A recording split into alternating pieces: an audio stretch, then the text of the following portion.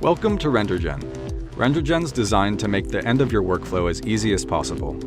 It allows easier render control with a multi-camera, multi-shot scene, enabling the user to render different passes such as ambient occlusion and Z-depth, and even includes some basic optimization tools.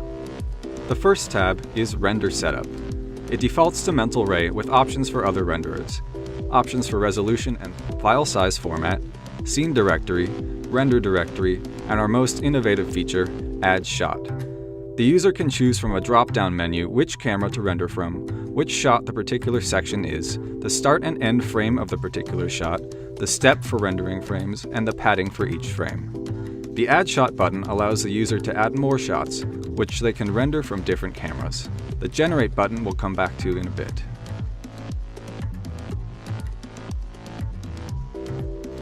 The second tab, Render Elements, has a render quality section with buttons for draft quality or production quality renders, with sliders for other common render controls. The Render Passes section allows the user to render out different types of passes for the frames they've selected. The options include ambient occlusion, which is only enabled for Mental Ray. It has controls for the number of samples, spread, and max distance. A beauty layer, diffuse layer, reflection layer, shadow, specular, and Z-depth layers. The Z-depth layer also has controls for the far clipping plane. For more details on how the checkboxes work, you can mouse over the checkboxes for an explanation. For example, the shadow pass works by having the user select only their ground plane, whereas most of the other passes will use the entire scene.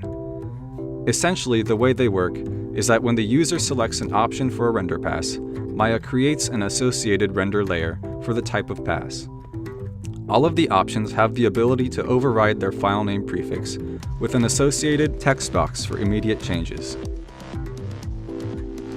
The third tab is Optimization. This section contains some basic optimization tools, such as buttons for saving the scene, clearing up the geometry history, clearing unused shader nodes, fixing absolute file paths by turning them into relative file paths, and optimizing the overall scene. It also contains a section for feedback showing the changes made by each button.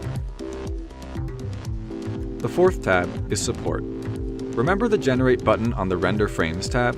The button works by creating a bash or batch script with all the information for rendering the scene. The Generate button should be the final step performed within the tool. That's where the Support tab of the RenderGen comes into play.